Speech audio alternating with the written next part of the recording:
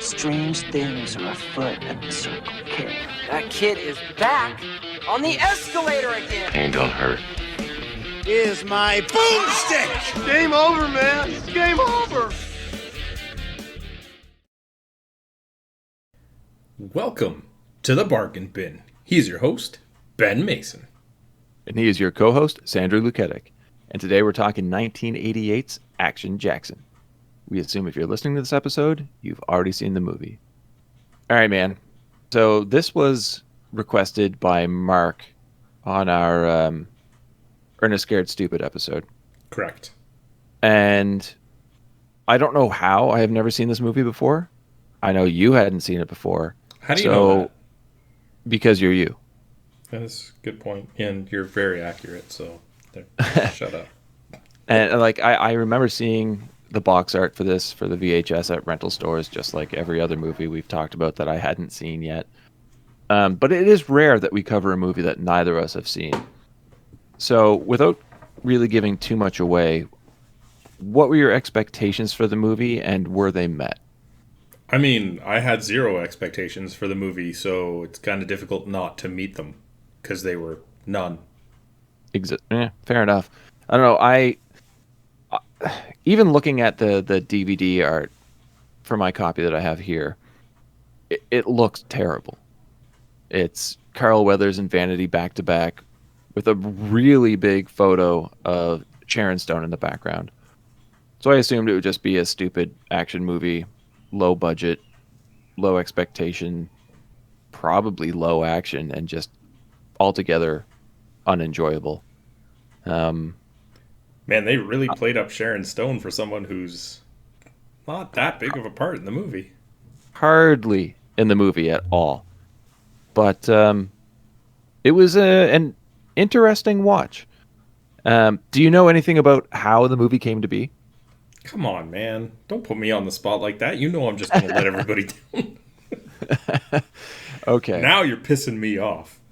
Oh, nice. One of the better quotes of the film. The genesis of this movie makes perfect sense. The idea came about when Carl Weathers and the producer Joel Silver were talking blaxploitation movies when they were in Mexico filming Predator. And Silver told Weathers just to come up with an idea, come up with something, and we'll see what happens. And he did. And then Silver got a writer on board to flesh it out, and Action Jackson came into existence. It really shows too when you look at the cast of the film and the crew behind it. Like the director was the second unit director on Predator. We have Bill Duke in the movie as well. So you just kind of see how the film industry works and how people will jump from project to project together and form those relationships. It's really cool. And it's very surprising how well it came together in this movie. So with that being said, just jump right into it. You ask me that like every week. When is my answer going to be no? Hey man, you never know. I'll always give you the option. Cut me off and say something. All right, that was our episode. See you guys next week. Oh, not even going to announce the next movie?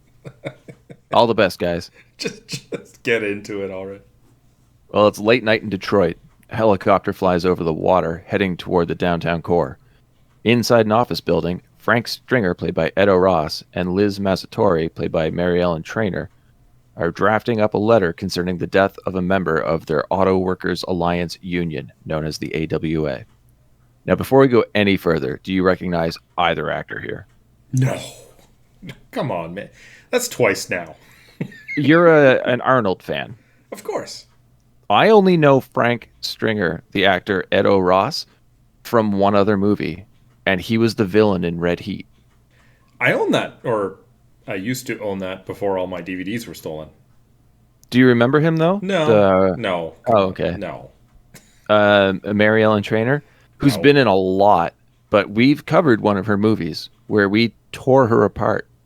And that is, she played the mother from the Monster Squad. No, don't even remember the mother. Don't even remember? Yeah. Fantastic. Masked men smash through the windows of the high-rise, kill Liz, and then vanish. Whoa. First error. Masked men?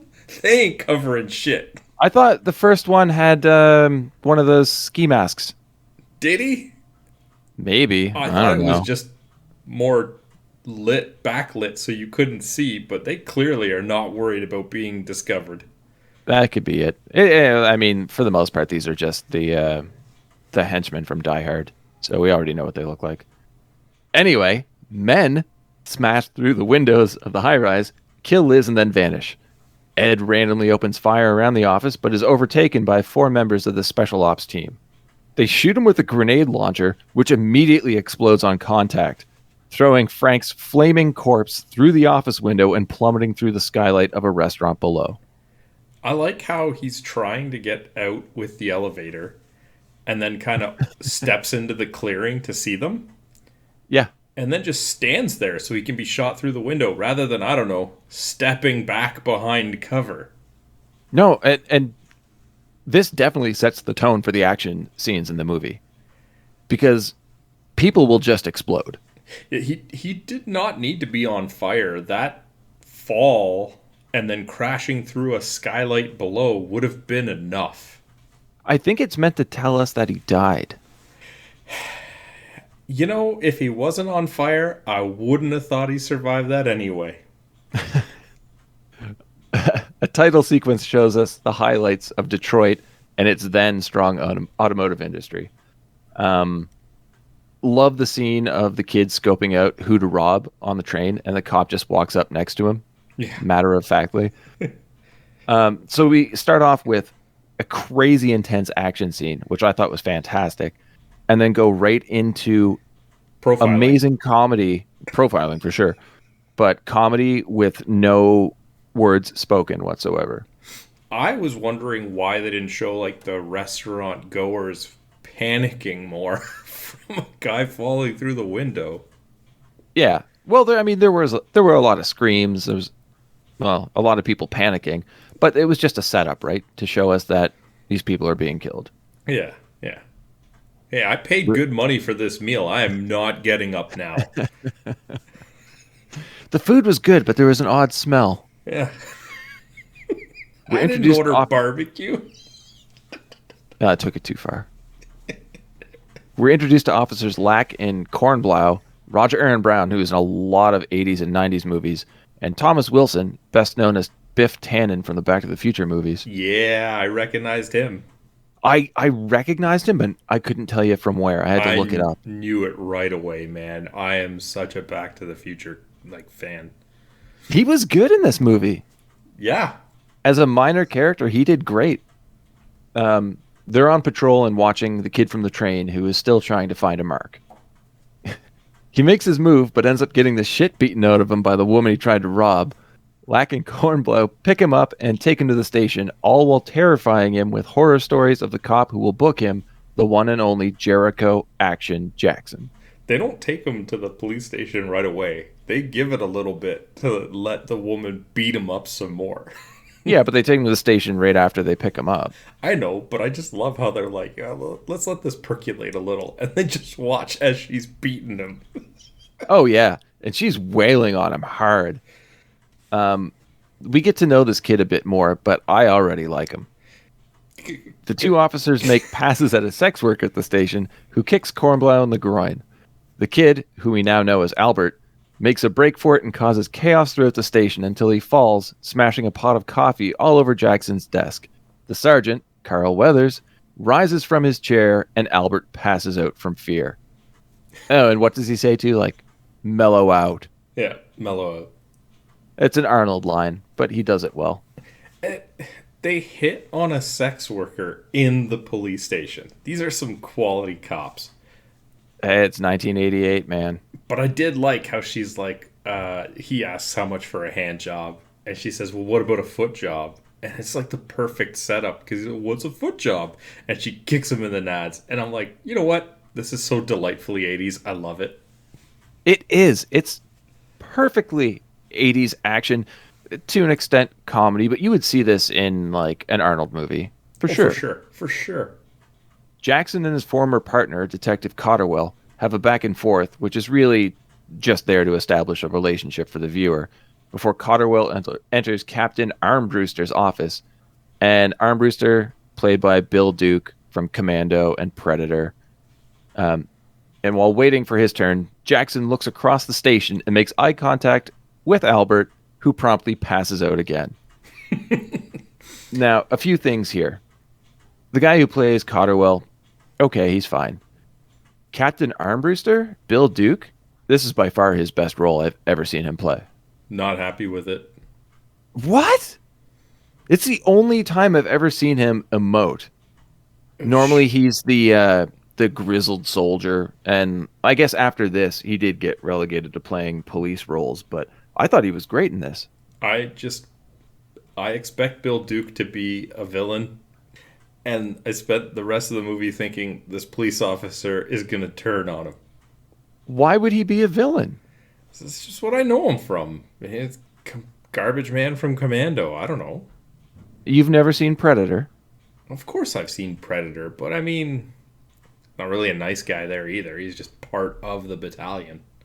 Yeah, but he's not a villain.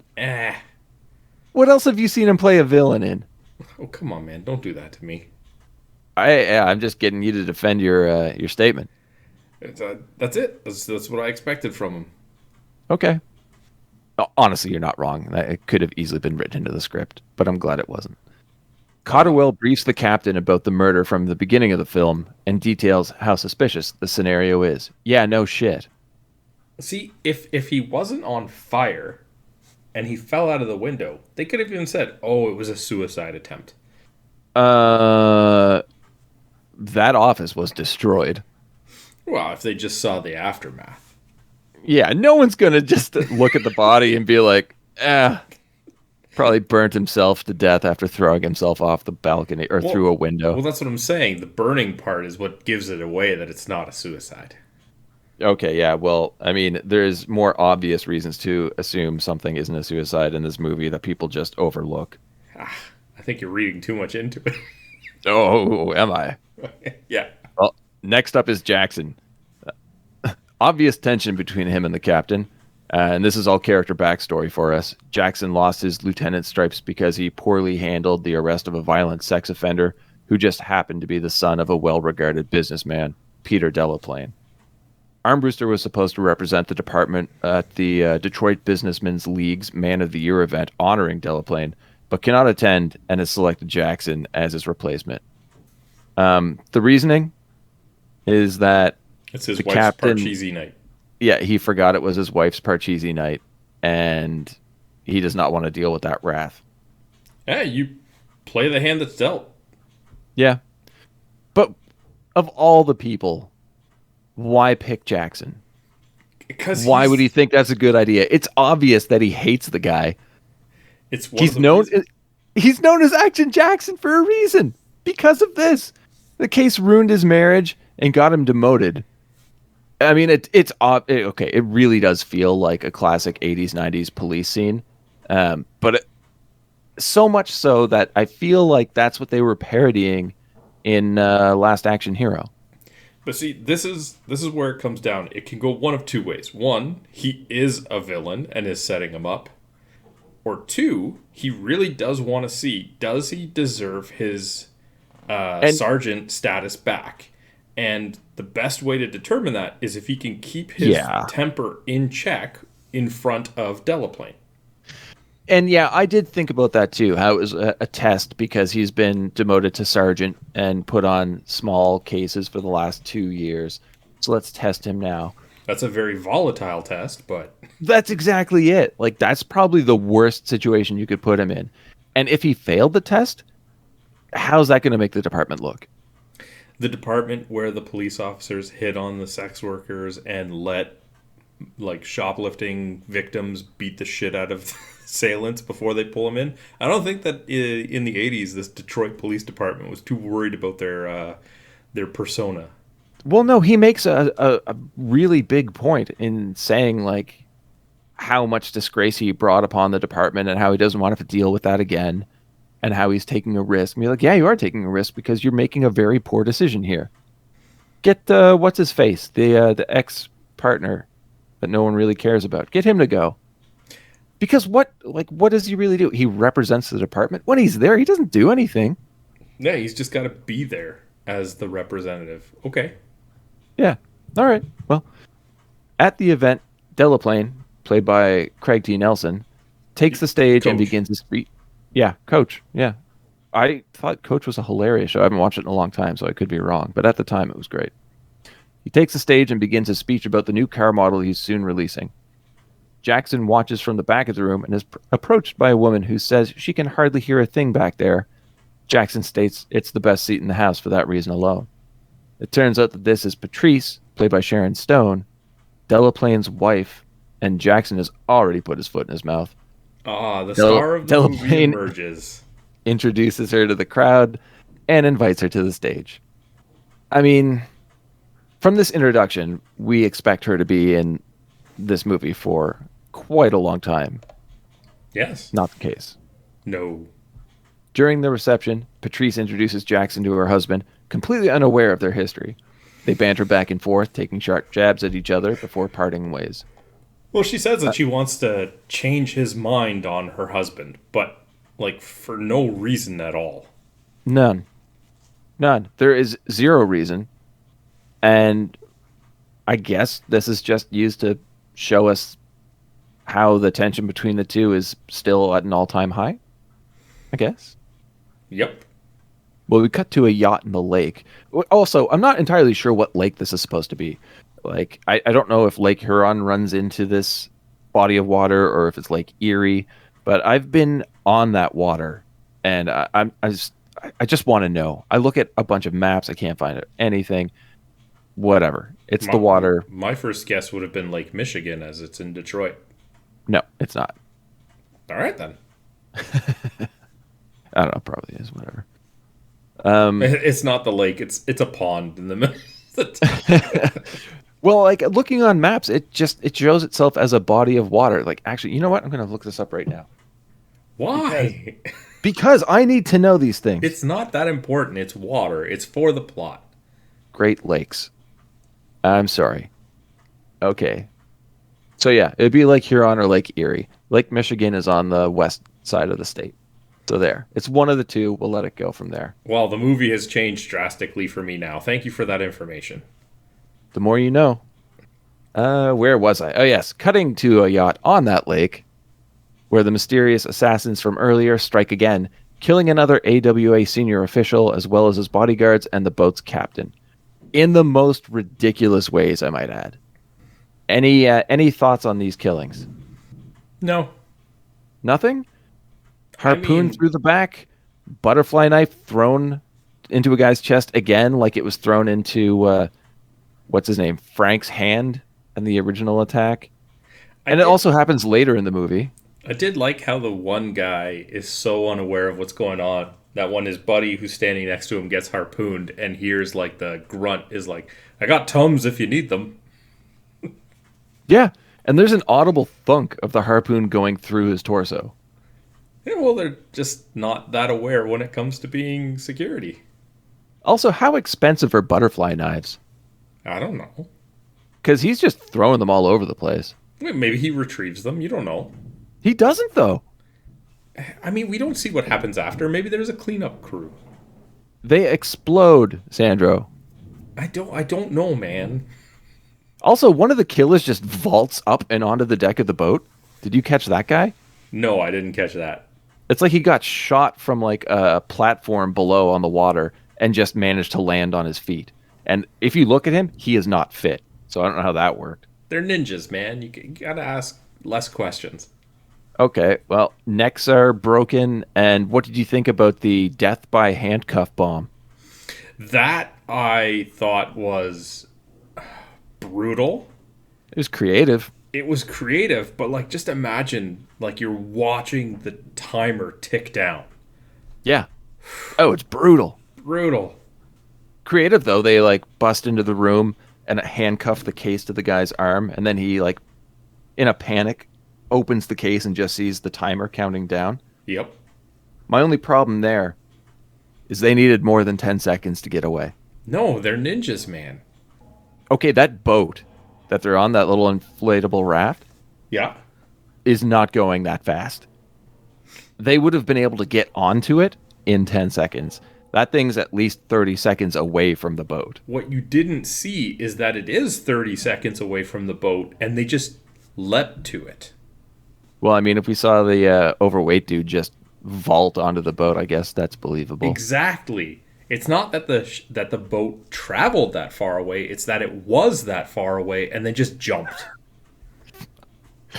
Okay, I'll go with you on that one. They're ninjas. They probably used the momentum from the explosion to propel themselves right to that raft. Okay, I really should have checked my brain at the door for this then, because you're starting to make a lot of sense. Dude, you're asking so many questions about the lakes and the knives and stuff like that. It's like, this is not what this movie is. I know, it's just this shit jumps out at me, man. I can't overlook it. I'll try. I'll try and hold myself back. I got a sinking feeling about this. That's good. Jackson arrives at his apartment and hands his car keys over to the young valet, Colvis. This is just to let us know how much this man loves his car. There's a lot of setup in this movie for minimal payoff. I did really like their interaction, though. Oh, it's great. They had a nice little banter. I mean, ultimately it was pointless. Like you said, it was just to further that he loves his car. But it was still kind of they had a nice little chemistry. One of the best things I can say about this film are the secondary characters are so well done. I just wanted to see more of them. Well, Jackson has a voicemail from a man named Tony begging Jackson to call him. At the same time, he catches news footage of the explosion on the lake. At the station, Jackson tries to convince his old partner that the deaths are linked, but he's interrupted by another call from the panicked Tony.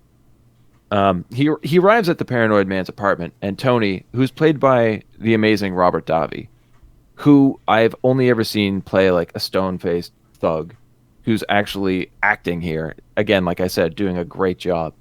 Well, he's destroyed his own apartment looking for any bug or listening device. He's armed and hasn't slept in days, and believes that he's the next of the union associates to be murdered, and says that Delaplane is behind everything, but he can't figure out why.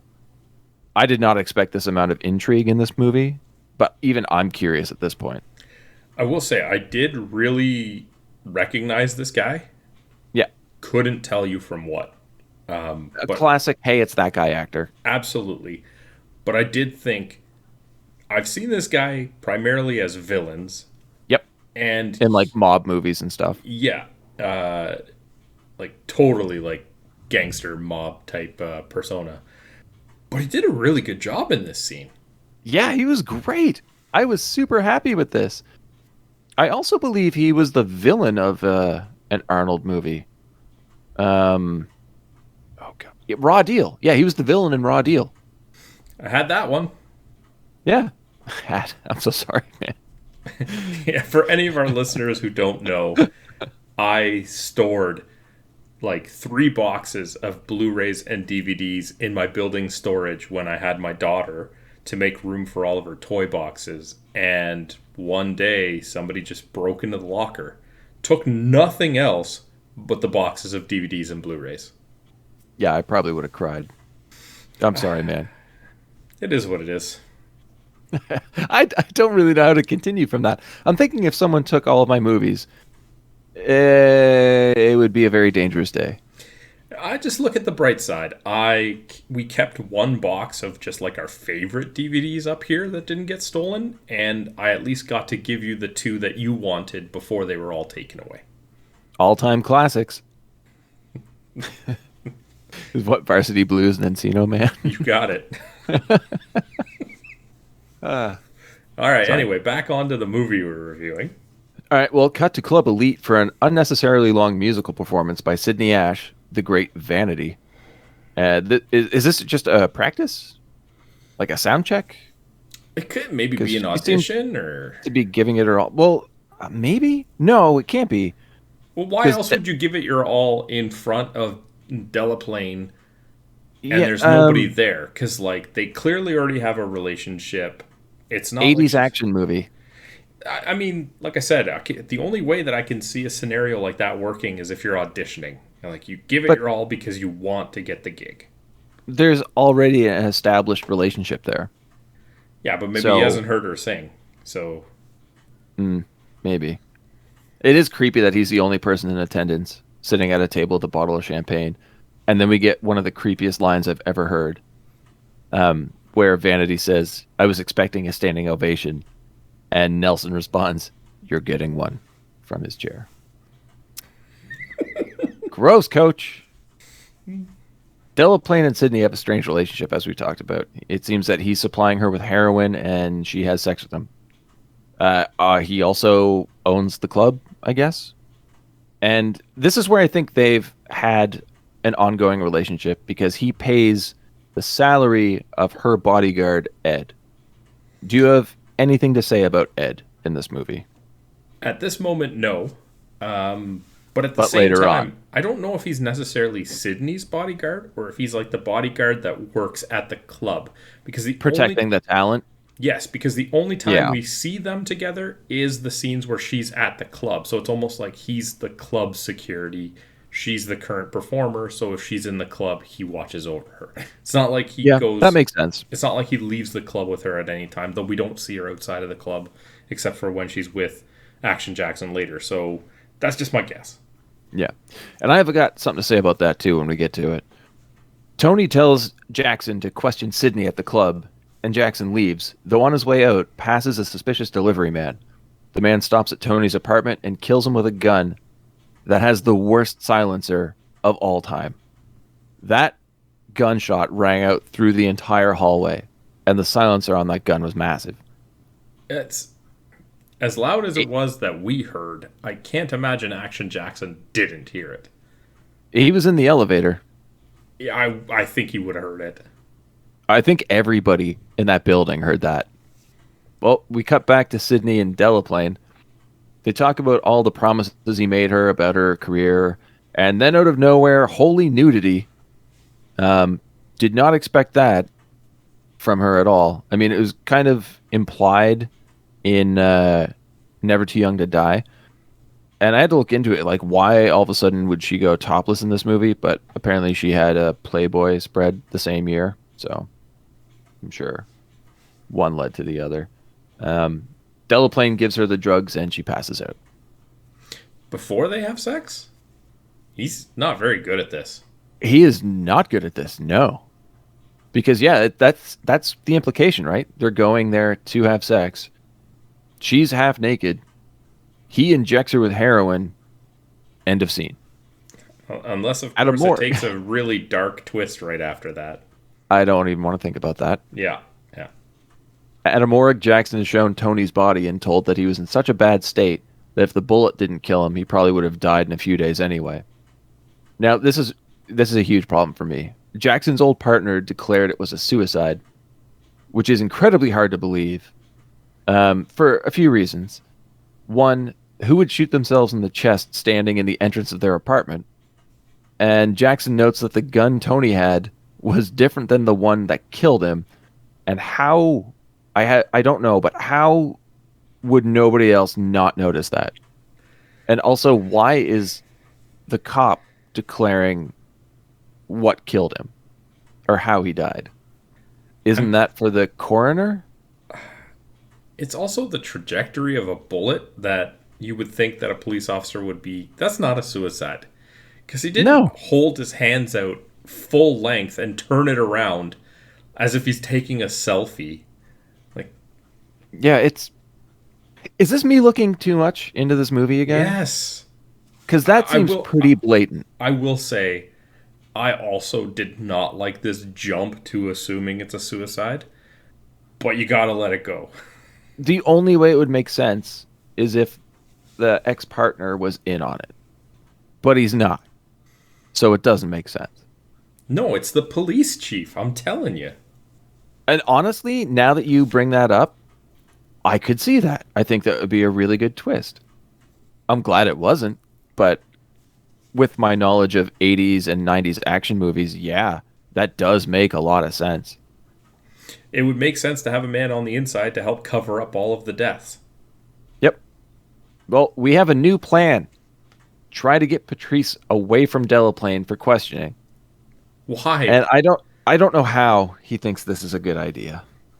Because she was nice at the ball, he thinks she'll help me. But interrupting the dinner does nothing for anybody. Jackson, he storms into a dinner between the Delaplanes and the AWA union leader, Ray Foss, and just shoves a photo of Tony's body in front of Delaplane's face. They exchange more words and Jackson leaves. Imagine he wasn't looking up and he walked to the wrong table. An old dude just vomits on the spot. There goes my dinner. Yeah. And there goes the sergeant stripes, too. Demoted further. Cut to Delaplane during his martial arts practice.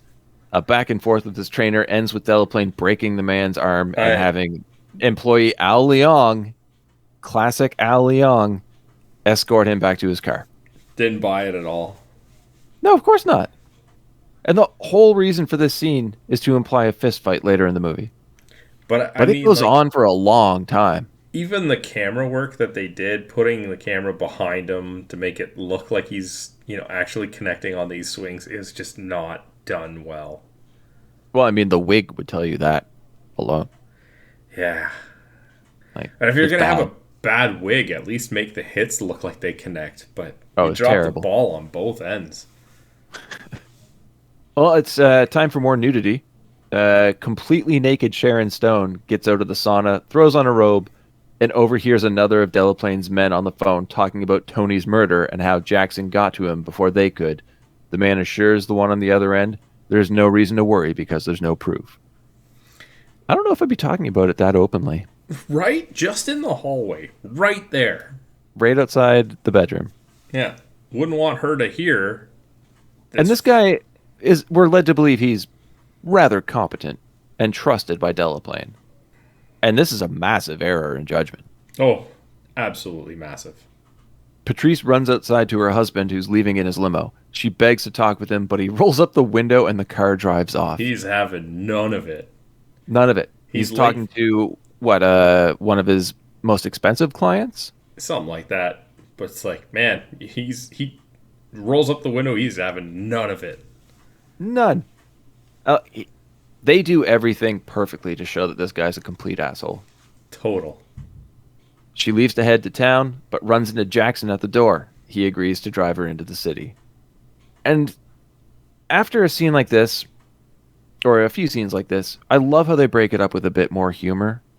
Because they go to a bar and have dinner, or like lunch or whatever it is, and you see Albert on the move. He runs into the bar, sees Jackson at the table, and books it out the door again. Yeah, I like that. He's great. He was perfectly cast. You know what I don't understand? Physics. Well, I absolutely do not. But this guy that was talking on the phone so discreetly in the hallway is essentially chasing after Patrice when she sees Action Jackson and leaves with him. Why is his first instinct not to just call Peter Delaplane and be like, your wife just left with Action Jackson?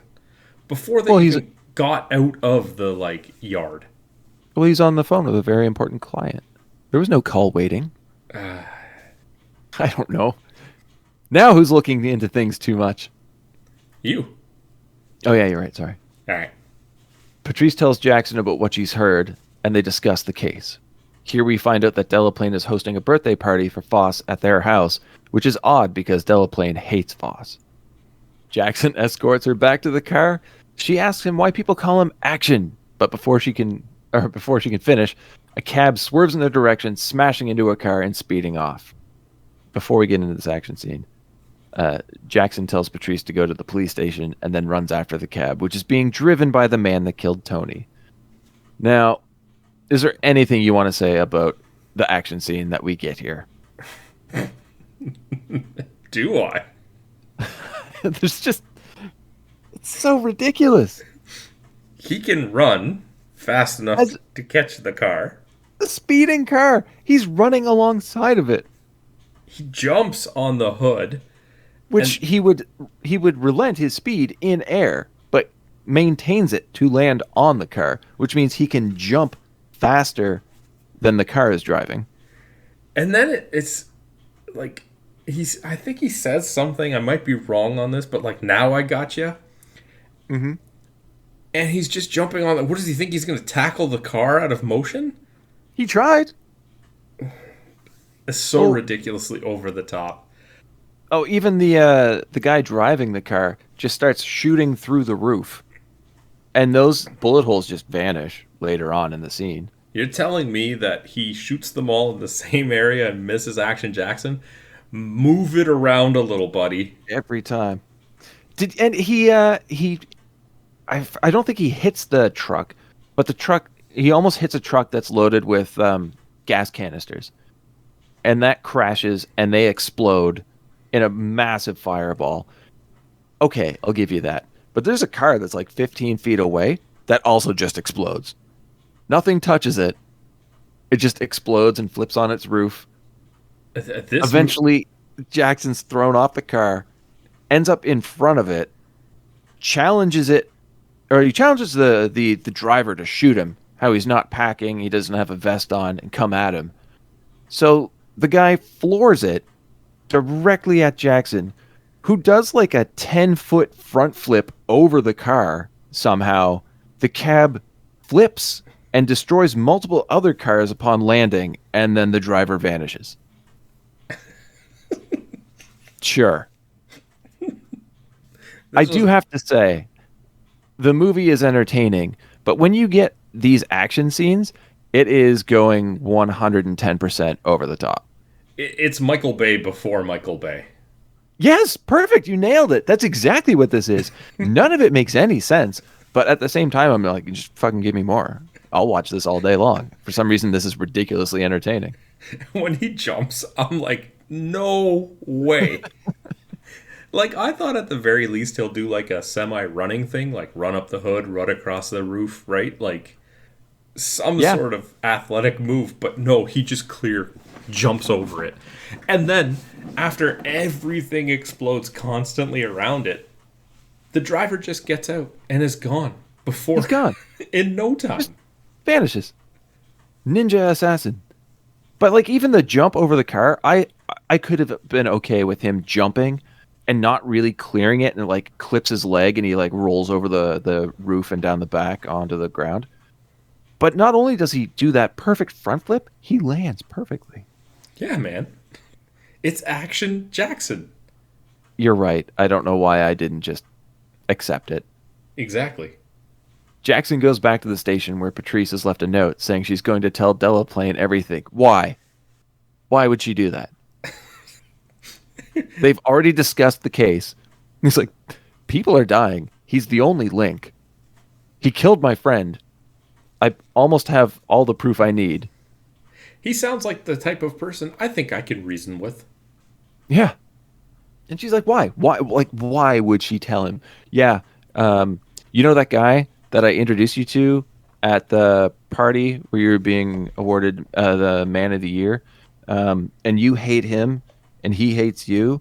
Well, I went to dinner with him and avoided your employee because I think he might have killed somebody. So I told this policeman that you hate everything that I heard him say, which implicates you and his friend's death.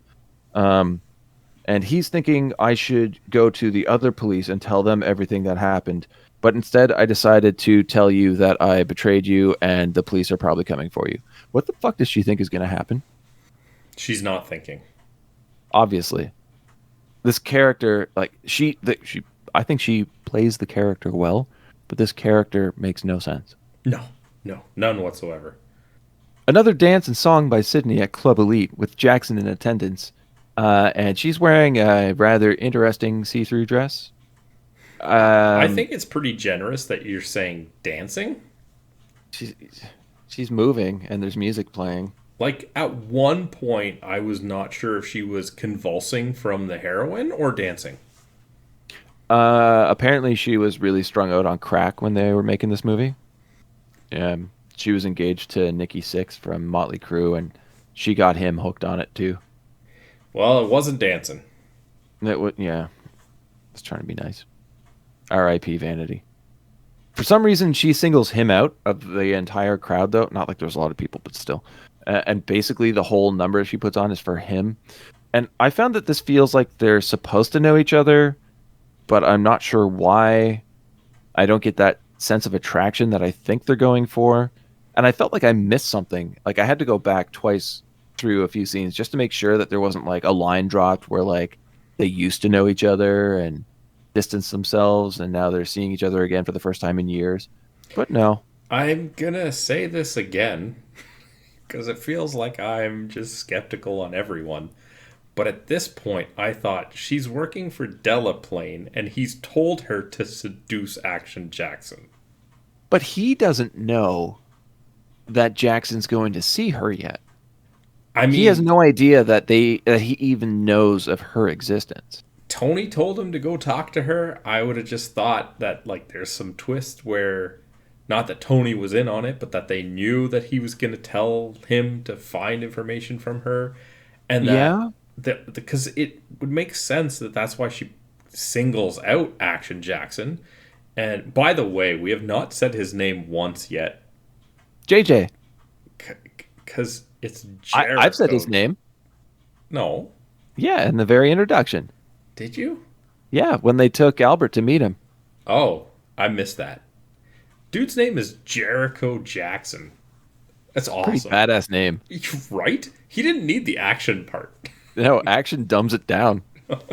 Anyway, but that would have been the only reason to make sense that she singles him out, is that she was instructed by Delaplane, who's clearly her pusher, to do it. Yeah, and any inkling in the movie that led us to believe that would be great, and it would make so much more sense. But it doesn't. If they'd even put that in, it wouldn't make sense because of what happens afterwards. Well, Delaplane returns home and finds Patrice in the bedroom. She does, in fact, tell him everything, and he shoots her dead. Kind of odd that he took back his wedding ring, though. I mean, Did you notice that? You don't get rich by spending money. Yeah, we also find out that was his second wife, too, so I wonder if it was the same ring twice. Probably the same outcome to the first wife. It's not, though. We know that. I'm just saying. Pretty gross, though. Yeah, well. Sydney goes to her dressing room to shoot up. Jackson follows, but Ed is blocking the door. And this is where I think you and I can agree that we decide that Ed is absolutely amazing. Ed is awesome. Jackson throws a few shots that do absolutely nothing to the big man. And I'm not even going to try and cover the dialogue between the two. I just recommend that anybody listening to this look up the scene on YouTube because the delivery from both actors is perfect. Yeah. So like I said, nothing happens to the big man. That is until Jackson charges Ed, ramming him through the door and smashing his head through a table. And that looked like a legit hit. I don't know if you caught it, but that looked painful. I mean, they did some, unlike the fight scene with the training in martial arts, they did a better job masking it with the camera work after. It was a quick cut. It was in kind of the lower corner. So I just saw or got the impression they went through the table. I didn't see anything that looked super bad or good or anything like that. Well, the table does break, but it's from the force of his head. So even if it was a breakaway table and that was the plan, it still looked real, and good job on their part. Well, somehow Jackson convinces the doped up singer to leave with him. She's not fazed by it at all that they just broke into her locker room fighting. No, God, no. How do you feel about Vanity's acting during the car scene? No comment. I found it really strange because half the time I thought she was doing a great job, and the other half I thought she was miserable, and there was really no in between. I don't understand it. Not sure exactly what part you thought was wonderful. It could have been the fact that she might actually have been high, so that came through as honest. But some of that line delivery was horrid. Mm-hmm. They arrive at Jackson's building, which has been surrounded by police cars. He pulls into a nearby parking lot and turns on the police radio to hear they've discovered the body of Patrice Delaplane in Jackson's apartment. Jackson makes the quick decision to go to Sydney's place. Which you think would be a bad idea. Oh, yeah. There's a lot of bad ideas in this. But I like how she says, I don't like talk radio. Yeah, she's high. do you have a rap station? If I heard like police chatter, I wouldn't think it was talk radio. Audio drama. Sure. Character's rough. I don't know if it's her acting so much as poor writing for that one character, but everybody else is written rather well, so it could actually be her delivery. It could be her delivery, but at the same time, my issue with that one was the exact line. So I don't. Yeah, I don't it's a think, dumb line. Yeah, so it's a very bad line. Inside JJ's apartment, we're shown the body of Patrice. She's been left naked on the bed, and it looks like they tried to cover up the bullet wound with cuts and slashes to make it look like she was stabbed to death, which I thought was really interesting. I don't think I've ever seen that in a movie before. Also, I don't think I've ever seen Sharon Stone so naked in a movie before. I didn't expect it. No, I didn't expect it the first time, let alone the second. I didn't expect any of the nudity in this movie. Like, it doesn't seem necessary. It doesn't take away from the movie at all, but it's just weird how much is actually in here. Jackson and Sydney enter her apartment to a ringing phone. As the answering machine clicks over, a bomb explodes, destroying the apartment and nearly killing the two of them. They pull into an alleyway and rent a room from one of Jackson's friends, a former boxer who now owns a rundown hotel. And this former boxer, Kid Sable, is played by Chino Fats Williams, who has one of the most amazing voices I've ever heard. I find it so hard to understand what he's saying. No, really? Yeah, so I missed a lot of what he said. Oh man, as soon as he starts talking, I just want to hug him. I mean, it's endearing. It's a nice sound. It's almost like white noise you could go to bed to. But it still feels like something I would have needed subtitles for. Are you surprised that in almost every film role he played, he was a derelict? No. No, me neither. I looked into it, I'm like, holy crap, he actually plays characters just called derelict in a lot of things. Well, the next morning... Don't even give him a name. No, he's just derelict. The next morning, they get room service, which is delivered by Albert, who freaks out and runs away upon viewing Jericho. At least he didn't drop the tray. No, it just starts shaking. I'm like, it's coming. And then nothing. Yeah. It was so good, though. And honestly, I find it really weird that now, and only now, does Jackson explain to Sydney why they're together. I will say this before we move on to that. I do like how all of the Albert scenes are spread out and subtle, that the running joke never feels like it's overdone to me. No, not at all. And how many times have we seen Albert already? The intro on the train.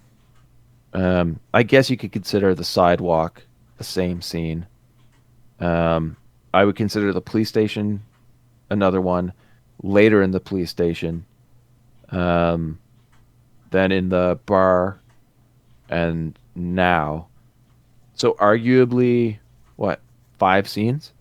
Yeah, and again... It's great every time. Yep.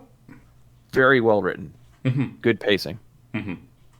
But yeah, I find it weird that Jackson and Sydney have been together since the previous evening. It's now morning, and now he's explaining to her why they're together. Well, I mean, the previous night... I mean, she was pretty doped up. Yeah, she wasn't going to retain any of that information. They go to his car, which has now been completely stripped. They storm out of the alley, where a pickpocket snags Jackson's wallet. Upon discovering the badge and ID, the kid tosses the wallet in the garbage. Why? I don't know. What is the point of this scene? Like, yes, later he asks her if she took his wallet, but does it come up again after that? No. I mean, sell the wallet, man. You have a legit police badge and ID. You're obviously a thief. Not really an honorable person. Make some money. Yeah, paper trail. What if you sell it to an undercover cop? Ooh. Yeah, take your chances. Our duo goes to a pool hall looking for information from Papa Doc. Also, who's Papa Doc supposed to be? Did we have any idea who he was before this scene? No idea. Okay. But instead, they find a gang who've killed Papa Doc and attacked Jackson. I don't think any of this needs to happen, but okay. Oh, anyway, this gets bad. Before they can kill Jackson, Sydney comes up with a diversion. Jackson has to act like a crazed man of God. This turns into yet another action scene where Jackson takes out everybody. Where he starts praising Jesus, and we get those weird music cues. Did that feel completely out of place to you too? Oh, yeah. And what about his acting? This is not his high point. It's probably his weakest in the film. Oh, by far. But what confuses me is that it looks like he was giving it his all. I mean, you can't say he didn't look like he was having fun, but that doesn't necessarily translate to a good scene.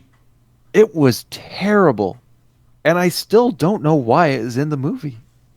Padding, just more action. I mean, it was a pretty good fight scene, especially where he grabs the guy's hand and that guy's holding a glass and he just crushes it in his hand. Mm-hmm. I did cringe slightly. Well, they go back to the hotel. Sydney goes upstairs while Jackson talks to Kid.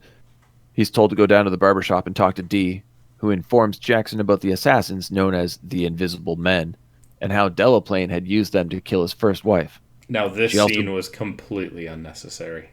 Okay, but she also believes the Union leaders were murdered because they were going to stop Delaplane from setting himself up as a power base within the Union.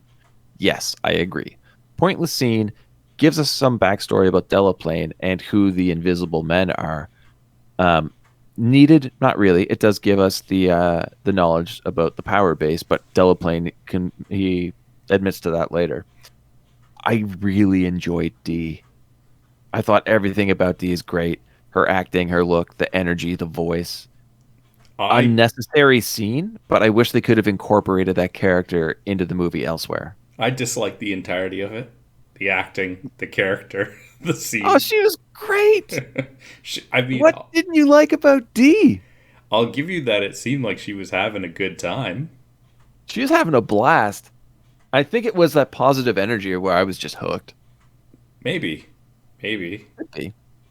She knows a lot of information for a barber, too. Well, she's an informant. I guess. So, makes sense. Jackson discovers that Sydney left the hotel room and found a dealer in the building. He kicks in the door before kicking in the dealer and injects him with a massive overdose before throwing him through a window across the alley and through a window of the neighboring building. Amazing. So good. It's so ridiculous, but I loved every second of it. When he throws him through the window, at first I'm like, all right, pretty typical scene. When he goes through the other window on the other side, I'm like, now that's genius. Because you never see that. I've never seen that before. And I hope I never see it again because it was perfect in this movie. All right, you ready for some more overanalyzing? Sure. How'd she find the dealer? Did she go knocking on every door looking for one? I assume that they probably encountered each other in the hallway. Sure. Second, when Action Jackson confronts the dealer reacts like he knows who Action Jackson is by reputation. Yeah. And still thinks, I got this. Well, I mean, he is a junkie dealer. I don't care. If you know of Action Jackson, this guy who, you know, some say that the what did they say? The military created him in a lab or something like that. It would have been way better if the dealer just dropped the knife and ran out of there. Although then we wouldn't have had the amazing window scene. Also, I have a problem with him dodging the knife attack by jumping onto the counter and then, like, twisting his torso left and right, even though the dealer's not coming at him yet. Like, get your ass off the fucking counter. Like, get to your feet. That's not a place you want to defend yourself from. Well, you know, it worked. He's not the one that went through the window, so. What do you think about that overdose, though? That syringe was full. Well, we don't know what was in it. Oh, yeah. Yeah. That could have been a placebo. Dude, that goes right into his shoulder. I'm thinking he's probably dead before he goes through that window. But no, he runs through it as an assist. It's like the fire in the very first scene. It's just unnecessary overkill. He would have died from probably an overdose from that syringe, but then you don't get this like that's not an impressive action scene if he just like slumped down and passed out, right? Yeah. This is Action Jackson. you need. And like every other action scene, it is over the top and it fits. Yeah, it totally fits this movie. It shatters expectations. And then it gets even better because below in the alley, officers Lack and Cornblow had discovered the stripped car and have been watching the events above. And they just see the guy fly from one window through the other window. I said shatters expectations about throwing a guy through 2 windows. Okay, fine. It's not your best work. I disagree. They see Jackson poke his head out the window and a pursuit begins. The officers run into the hotel, but Jackson and Sidney jump out the window onto his car below, which, in my opinion, would have killed both of them. Because there's nothing there to break their fall. It's a stripped metal frame of a car. Well, they had the, which didn't make sense that it was there, but they had like the fabric roof over top of it, like a convertible would have, right? Mm-hmm. Which broke their fall a little bit. But at the same time, it's like the car was stripped, and I don't remember that roof being up. No, it wasn't. And there was still, I think, the seats inside, and where Vanity falls, her legs would have hit the headrest of one seat, and her head should have hit the steering wheel. So, I don't know. Anyway, they steal the squad car and drive off. She says, "Aren't you a police officer?" And he said, "Yeah, that's why I'm taking this." Yeah. And this makes no sense. They argue about whether or not Sidney will help Jackson take down Delaplane, and Sidney agrees after Jackson speeds down an alley, threatening to drive into a brick wall if she was to refuse. That doesn't seem like the most believable agreement. You know, like as soon as the danger's out of the way, she'd be like, "I lied." Or what if she just said no and stuck to it? And he drives into the wall? Roll credits. No, as it's about to hit, he jumps out of the car over the wall. Which explodes and somehow sets a brick building on fire. Because we know he can do that, right? So he just leaps out of there. It's like, oh, you just let her die? You're a murderer. Yeah. And then he does another dangerous thing, though, and drops her off at a bar where she convinces Oliver O'Rooney, a patsy for Delaplane, that the big man wants to have a meeting with him. Originally skeptical, O'Rooney, who is hammered at this point, finally agrees to meet, and Sidney directs him to an old auto factory. This man is wasted, and she gets into a car with him. Yep. Yeah, it's the 80s, man. I guess, yeah. Obviously, it's a setup for Jackson to talk to the man. And I'm not sure why he makes his appearance from up on high and slides down a chain to meet O'Rooney. It seems rather foolhardy and dangerous. Can you imagine the chain snags and he drops 15 feet onto his face? Or it doesn't like roll. It just stays there. He's just hanging above the ground. It's just yanking on the chain like, hey, give me a second. Jackson questions the man about what the plan is at the birthday party. It's an assassination attempt, with Jackson being framed for the murder. Just then, Delaplane and the Invisible Men show up and take Sidney hostage. They restrain Jackson, and Delaplane does the classic villain move of explaining all the details of his plan. He's going to put O'Rooney in power of the Union while he runs things behind the scenes. How did they know? You would think. You would think so, yeah.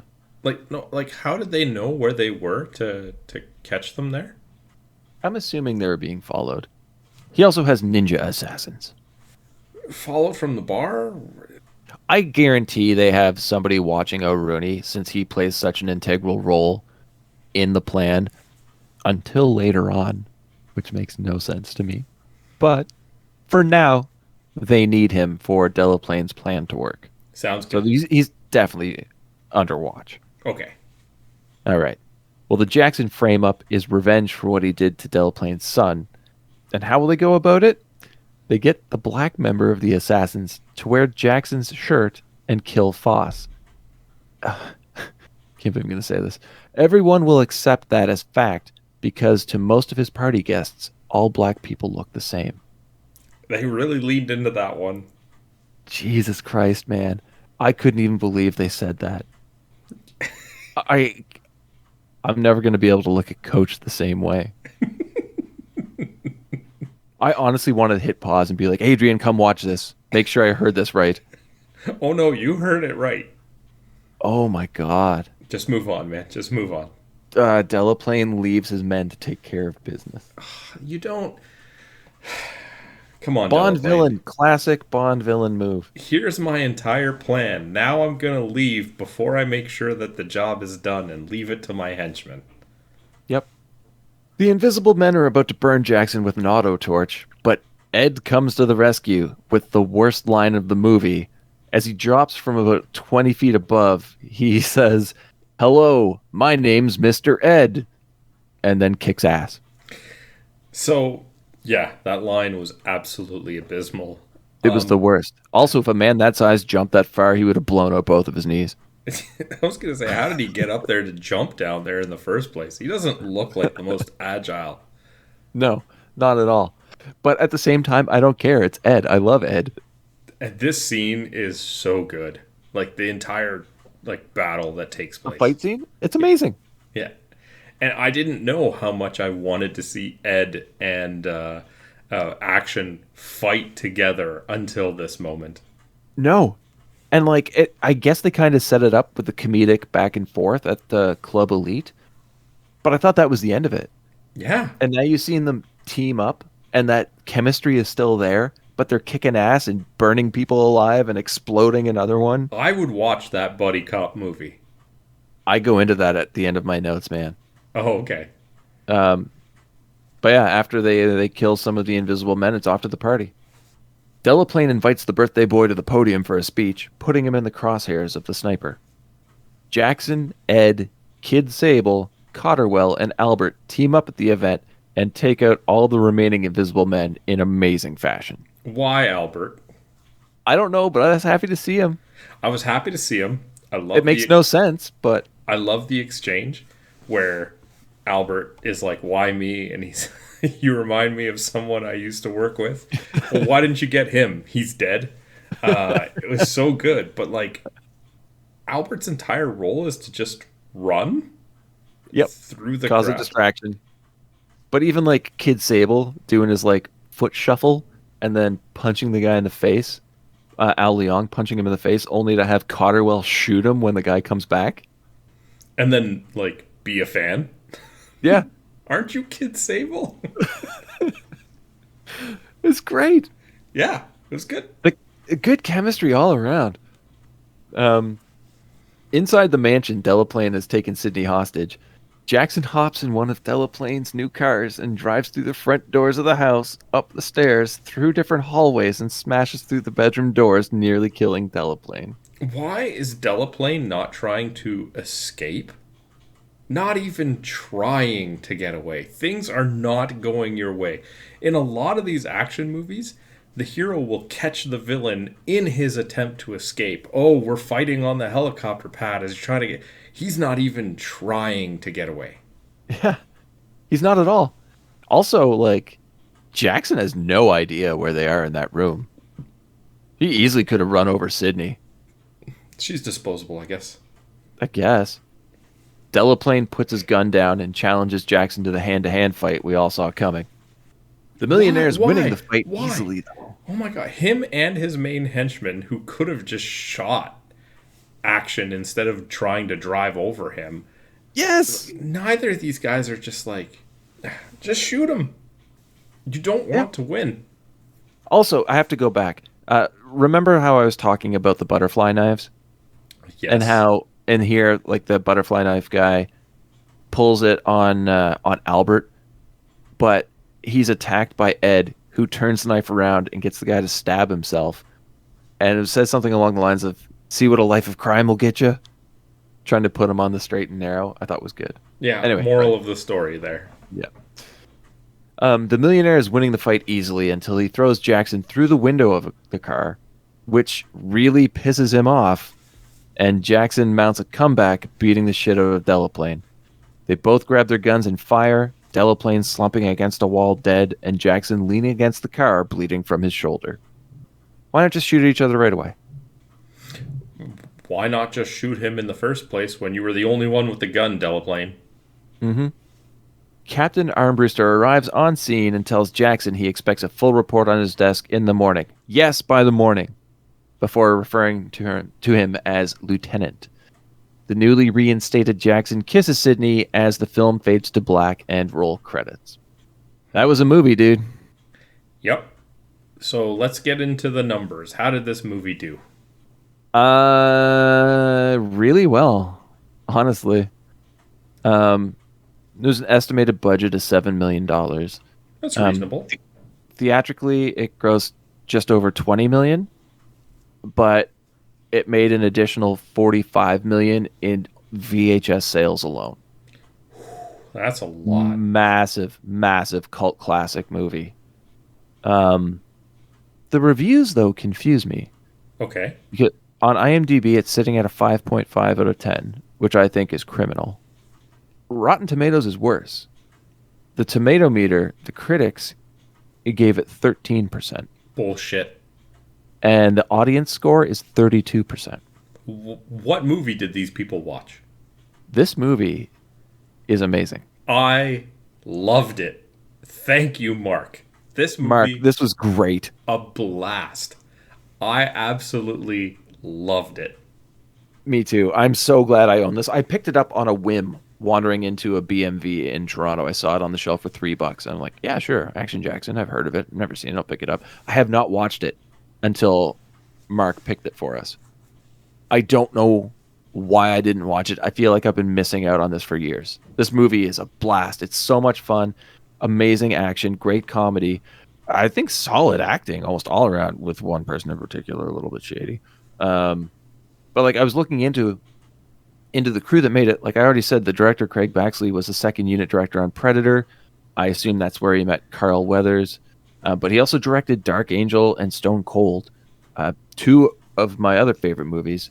It was written by Robert Reneau, who wrote the screenplay for Demolition Man and The Man Who Was Death, which is one of my favorite episodes of Tales from the Crypt. So like there's so much fun, like sci-fi, undercover cop in a motorcycle gang, futuristic, over-the-top action with some horror mixed in. Like there's so many different elements that these people could bring to this movie, and I feel like they did in all the best ways. I wish this became a franchise.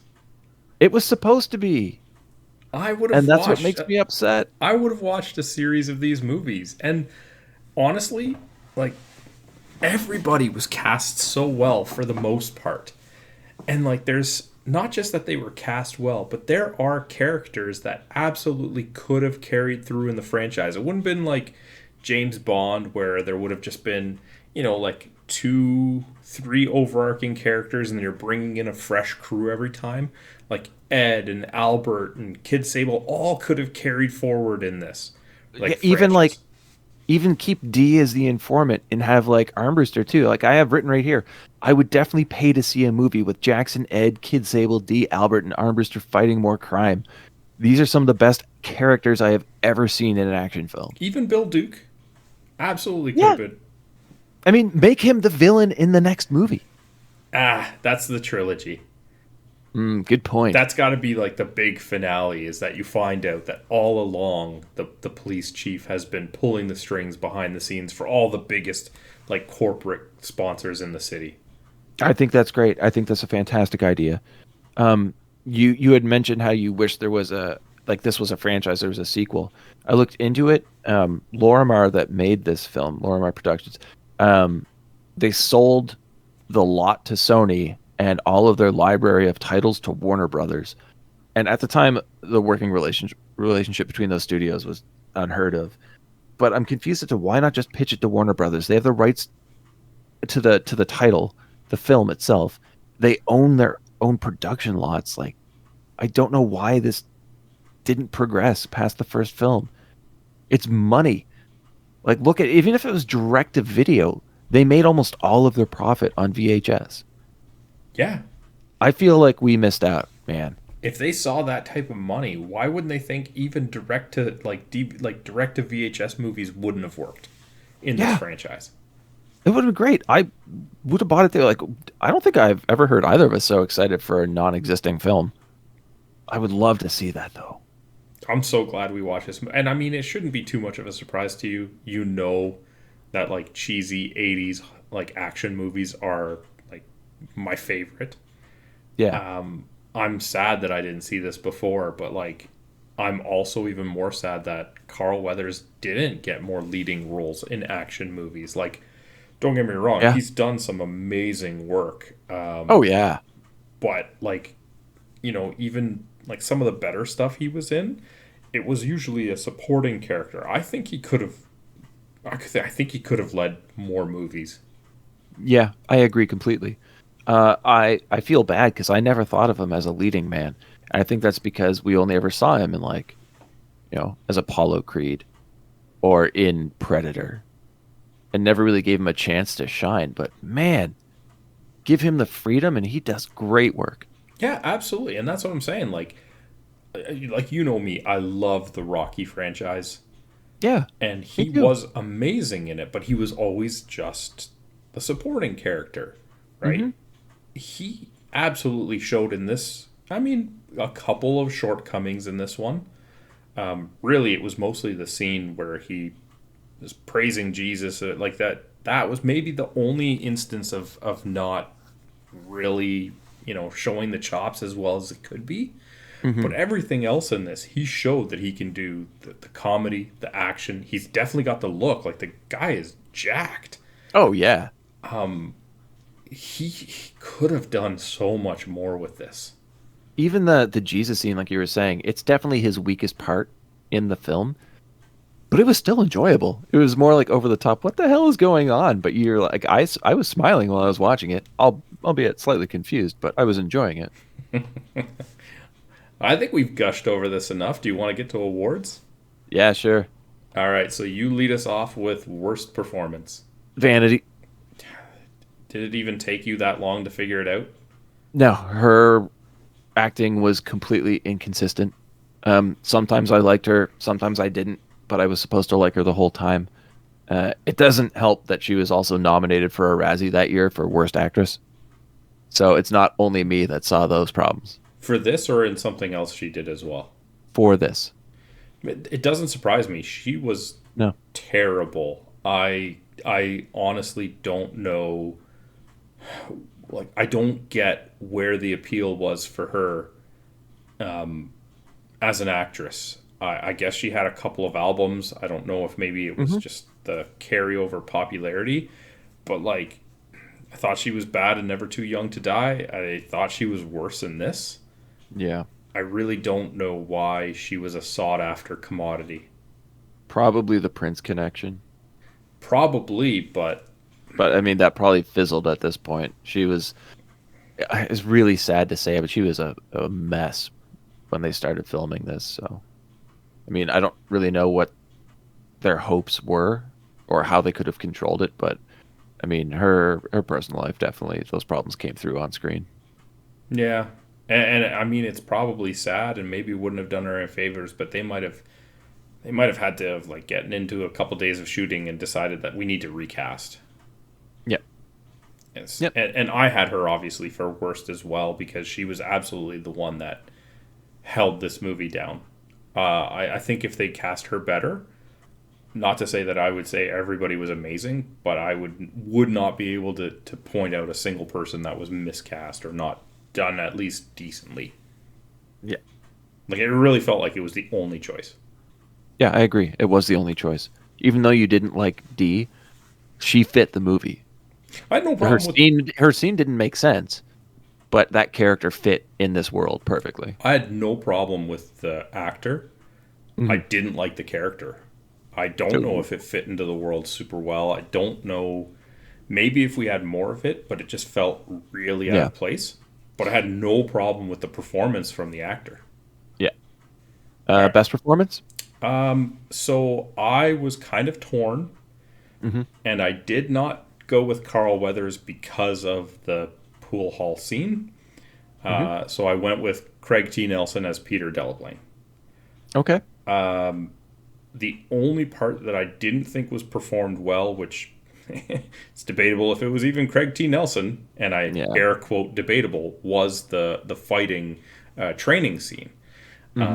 This guy was such a piece of garbage character, but Craig T. Nelson nailed it and made you just hate him. because there is a lot of these things that he did, especially things like at one point he's even talking about how he might have to kill his son. That with another actor might have come off as hokey. And with Craig T. Nelson, it just came off as just maniacal. Well, he fully believes that every decision he makes is the right one. But he also knows that he's making these decisions to better himself at the detriment of everybody around him. And he's okay with that. So who did It's you great. have? Oh, the same. Oh, 2 for 2, eh? Yeah, totally. Were you considering anybody else?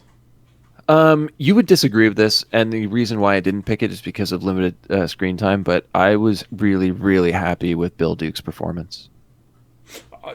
I think he was used just the right amount of time on screen, though. Like, any more than that, he would need to be a bigger character.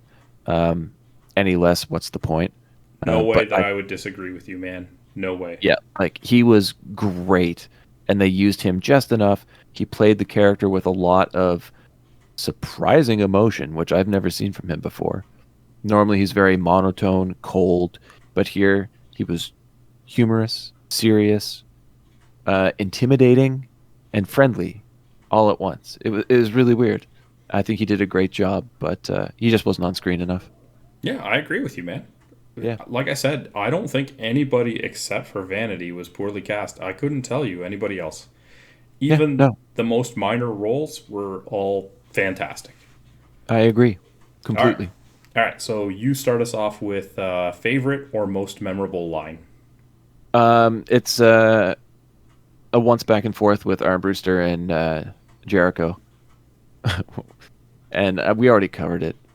I think before recording, actually, where Armbruster confronts him. He's like, "You nearly tore that boy's arm off."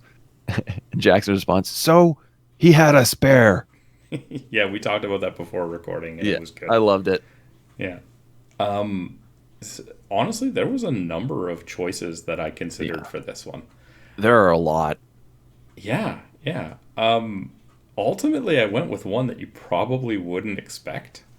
Okay. Probably just because it kind of came out of nowhere. And it was after Peter Delaplane gets killed, and the cops come into the room. Yeah. And Biff. And, well, that's not his name, but yeah. And he just kind of in the background because this is one of those moments where it's like, it's a little tense. Action Jackson just revealed that while he won, he got shot in the shoulder. And you just kind of hear in the background, this is one dead piece of shit car builder. And everybody, especially Bill Duke, just turns to him and come on, man. Time and place, man. Yeah, Thomas Wilson was like everybody else except for Vanity, so well cast in this movie. Right? Yeah, it's not a big role. He's only limited screen time. He has the scene where he kind of talks up Action Jackson, scaring Albert. He gets kicked in the nuts by the sex worker, and a little bit chasing Action Jackson in this, but he does it all so well, right? But I think it was even I don't even know if it was the line so much as the delivery, because it's so just in the background. Oh, it cuts the tension immediately. Yeah, and it's just Yep. So anyway, that was my I'd say most memorable line, because there was definitely some lines to choose from. Yeah. Okay, so I lead off moment or scene, and I'm gonna assume that this is where we go 3 for 3. I could be wrong, but I went with the garage battle where Mr. Ed and Action Jackson fight together. The two of them have amazing chemistry. There's a few decent lines. They use a flamethrower on a guy, right? This scene had everything that fully encompasses and epitomizes 80s action movies. We do not go 3 for 3 on this one. I took a stab at it. Because I picked where Action Jackson and Ed fought each other at Club Elite. It's definitely a nominee for the award, but the other one just gives me so much more, and it lasts quite a bit longer. It is a lot longer, and it is more of an action scene, but it's more so the dialogue between the two, and Jackson's giving him his all, and Ed's just taking it, and they still have the time to have like a verbal back and forth before Jericho just charges him through the door. I immediately loved that character and their chemistry at that scene. So while that's your most memorable scene or favorite scene is fantastic, I don't think that scene exists without this one happening. I disagree. That's fine. It has to happen. Otherwise, who's Mr. Ed and why is he helping? I mean, Yeah, but if he was just, we've already seen him introduced. I mean, If even you don't have this established friend, like not friendship, but like jovial back and forth, and he's just like trying to protect Sydney or something and comes to Jackson's rescue, it's nowhere near as good.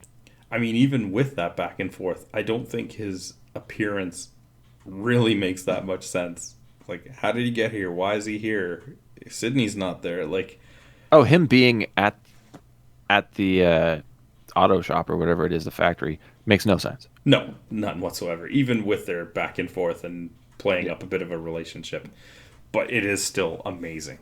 But we both picked Jackson and Ed centric scenes, which I think we can agree are 2.5? probably two of the best in the movie. 2.5 common ones then. Yeah, for sure. I think we, as always, have kind of worn our heart on our sleeves here, but why don't you get into your final recommendation? Oh, fucking watch this movie as soon as you can. This movie's great. I watched it alone, and after I was done, I wanted to watch it with a group of people. I just want to show this movie to everybody I know who hasn't seen this movie. It is so much fun. I can't really say a negative thing about it outside of some of Vanity's performance. 100% recommend this movie, and I wish I saw it years and years ago so I could have recommended it to more people. You? Yep. How do I say this? I don't watch a lot of movies. I definitely don't watch a lot of movies multiple times. I can see myself watching this movie multiple times. Oh, yeah. Yeah, I will say that I love this movie. It is fantastic. Absolutely fantastic. Yeah, it is a must watch. That's all I can say, man. I think we've said it enough, dude. We've praised this movie from the beginning. Yeah, anybody listening, just find this movie, buy it, find a place to stream it through like Prime or anything. It's just, if you haven't seen this, you're robbing yourself of a great time. Agreed. All right. If you guys want to share your comments on Action Jackson, if you decide to go watch it and want to tell us what you think, you can find us on social media. We are on Twitter at BS Bargain Bin. We are on Facebook.com/BSBargainBin. You can also email us at bsbargainbin@outlook.com. That being said, Ben, what movie will we equally love just as much next week? Oh. All right. Well, next week is November's listener pick, yes? Correct. And this is from Craig, I believe? Third time.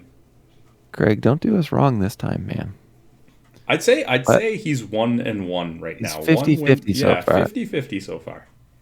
Well, better go 66-33 with this one. But next week, we're... What? It's going to go 66-33 no matter what. It's just a question of which In one's favor, in positive favor. Jesus.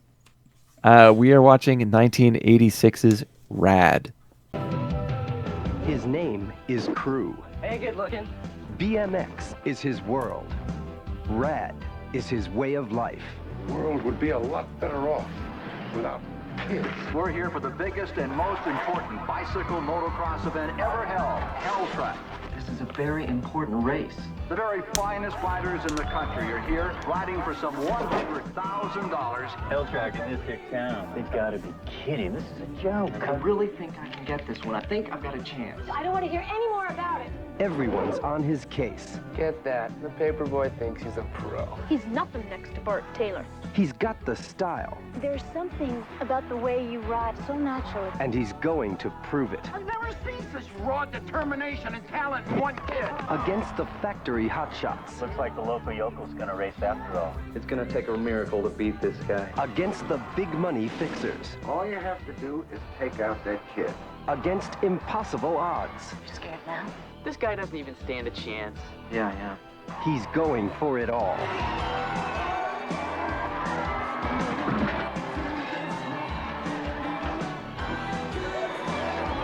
Rad.